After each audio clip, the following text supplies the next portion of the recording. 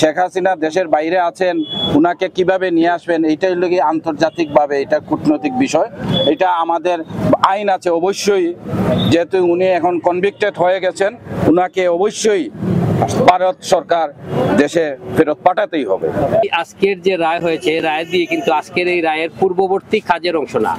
আগামীতেও আমরা যারা ক্ষমতায় যাব তাদের জন্য একটা দৃষ্টান্ত হয়ে থাকবে, আমরা যারা ক্ষমতায় যাব তাদের জন্য একটা লেসন থাকবে যে যদি আমরা কখনো স্বৈরাচার হই তাহলে আমাদের অবস্থা শেখ হাসিনার মতো হবে।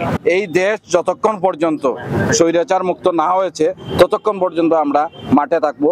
এই দেশে মানে স্বৈরাচারের আর বীজ কখনো বপনেতে দিব না ইনশাআল্লাহ। তো আমরা অবশ্যই খুশি, কিন্তু পুরোপুরি খুশি এখন আমরা হতে পারছি না, কারণ আমরা বিগত দিনেও দেখেছি যে এরকম রায় অনেক বিলম্বে কার্যকরী হয়। তো আমরা চাই আমরা কোনো বিলম্ব মানব না, অতি শীঘ্রই যাতে তাকে ভারত থেকে এনে বাংলাদেশের জনসম্মুখে তার ফাঁসি কার্যকরী হয়, সেদিনই আমরা প্রকৃত খুশি হব। আজকে এইটা অনুভূতি প্রকাশ করার মতো না।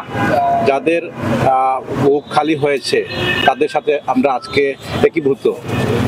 এটা শুধু বাংলাদেশের জন্য না, শুধু বিশ্বের মধ্যে একটা নজির যে বাংলাদেশে ন্যায় বিচার প্রতিষ্ঠিত হয়েছে। শেখ হাসিনার এই 17 বছরের যে নির্যাতন, গুম খুনের যে ধরনের কার্যকলাপ ছিল, সেই জন্যই শেখ হাসিনার ফাঁসি আমরা সবসময় চেয়েছি। সেই পরিপ্রেক্ষিতে সিলেটবাসী অত্যন্ত খুশি এবং আনন্দিত। অল্প কিছুক্ষণের মধ্যে হয়তো মিষ্টি বিতরণ অনুষ্ঠান হবে আমাদের, এটা নিয়ে আমরা সিলেটবাসী অত্যন্ত আনন্দিত হয়েছি। কিন্তু আন্তর্জাতিক অপরাধ ট্রাইব্যুনাল যে রায়টি দিয়েছে, সেই রায় যাতে খুব শীঘ্রই বাস্তবায়ন হয় সেই আশায় আমরা খুব প্রত্যাশিত রয়েছে। অপরাধ ট্রাইব্যুনালের যারা প্রসিকিউটর আছেন তারা ফাঁসির আদেশই দিবেন, এবং সেই ক্ষেত্রে আমি বলবো যে বাংলাদেশে দেখবেন বিগত দিনে হয়েছে যারা ফাঁসির রায় হয় তাদের কিন্তু ফাঁসি হয় না। আমরা চাই শেখ হাসিনাকে এনে বাংলাদেশে বাইতুল মুকাররমের সামনে শুক্রবারে জুমার নামাজের পর লক্ষ লক্ষ মানুষের সামনে ফাঁসি দেওয়া হোক। এটাই হবে সবচেয়ে আবু সাইদ মুগ্ধুর রক্তের বদলা নেওয়া। আজকের এই রায় জনগণের বিজয়, নির্যাতিত মানুষের কান্নার সুখের একটা অনুভূতি দিবে, এই প্রত্যাশা আমাদের সবার মধ্যে থাকবে।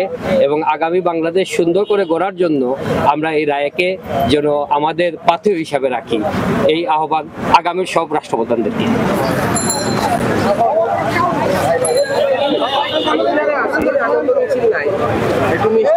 সংগ্রামী সিলেটবাসী, আমরা যে আনন্দ হয়েছিলাম